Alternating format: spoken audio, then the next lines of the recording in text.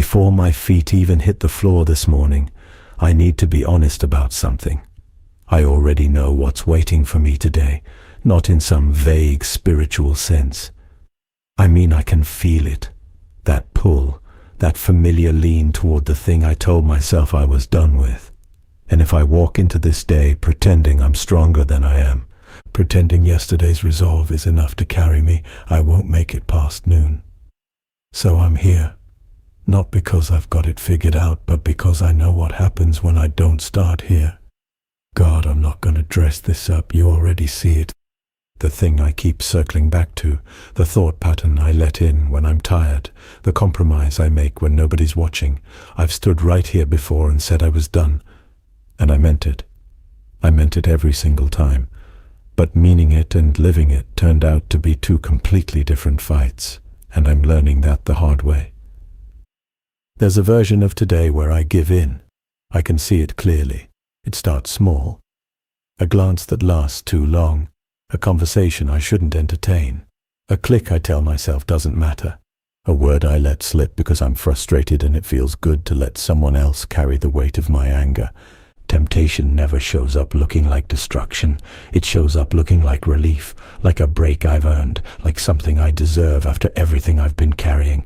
That's what makes it so dangerous. It wears the disguise of something I think I need. And I'm tired of learning this lesson after the fall. I want to learn it before, right now, while my hands are still clean and the day hasn't started pulling at me yet. So I'm asking you, not in some polished, rehearsed way, I'm asking you the way someone asks when they've already lost this fight before and they can feel the same setup happening again. Strengthen something in me today that I can't strengthen on my own, because willpower isn't enough. I've tried that. I've white-knuckled my way through entire days and felt so proud of myself by the evening, only to collapse the next morning like none of it even mattered. That cycle broke something in me. It made me start questioning whether real change was even possible. Whether I was just wired to keep failing at this one thing for the rest of my life. But I don't think you'd keep waking me up if the answer was no. I think you keep giving me mornings because you believe this one can be different. Not because I suddenly have more discipline, but because maybe today I'll finally stop trying to fight this alone and let you into the room where I've been losing.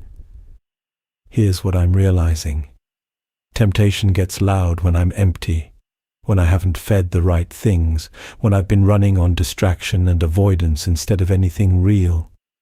It finds the gap between who I want to be and who I actually am, and it moves in like it owns the place, whispering that the gap is permanent, that I might as well stop pretending, that nobody changes at this point. That voice is a liar. I need you to be louder than that voice today. Not in some dramatic, earth-shaking way, just present close. When my phone is in my hand and I'm drifting towards something I know won't build me, I need that nudge. When the conversation turns and I feel the rush of gossip or bitterness rising in my chest like heat, I need that check. That half-second pause where I remember who I'm supposed to be. When I'm alone and the silence feels heavy and the old comfort calls my name like it knows exactly where I live. I need to remember that comfort and healing are not the same thing. One numbs, the other restores, and I'm done choosing the numb. I'm done waking up with that sick, hollow feeling of knowing I went back to the thing I swore I'd left behind. 1 Corinthians 10:13 says, "No temptation has overtaken me except what is common to everyone, and that you are faithful. You won't let me be tempted beyond what I can bear." I've read that verse so many times it almost lost its weight. But today, I'm hearing it differently. It's not saying I won't feel the pull. It's saying the pull doesn't have the final word. There's a door built into every room that temptation locks me in. You put it there. I just have to want the exit more than I want the temporary thing. And God, honestly, some days I don't want the exit more. Some days the temporary thing feels like the only thing that makes sense. That's the part I never hear anyone talk about. That sometimes the real fight isn't resisting the sin, it's wanting to resist it in the first place. The desire itself feels like a betrayal, like my own heart is drafting plays against me while I'm out here trying to live right. But I'm bringing that to you too. The wanting, the craving, the part of me that still leans hard toward the thing that almost wrecked me. I'm not hiding it this time, and I'm setting it right here between us because I think that's where the real battle is. Not in my behavior, but in my hunger. Change what I'm hungry for. Rewire what I reach for when I'm stressed, bored, lonely, angry, overlooked. I don't just want to white-knuckle through today. I want to actually want something better. I want the better thing to taste like more than just discipline. I want it to taste like freedom.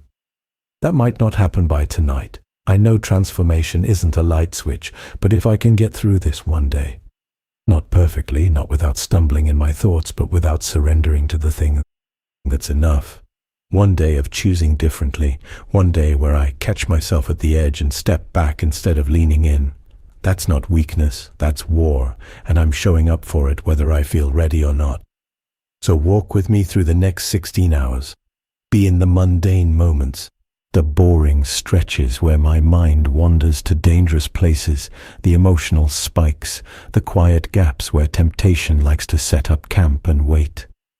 Don't let me convince myself that a small compromise isn't a big deal. It is. Every small yes to the wrong thing is a small no to who I'm becoming.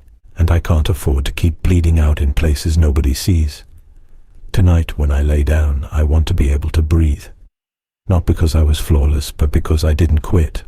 Because I fought something real today, and I chose to name it instead of hiding it. That's the kind of victory I'm after. Not a highlight reel, just a regular day where I chose right when choosing wrong would have been so much easier. That's my prayer. Unpolished, unrehearsed, but every word of it is mine.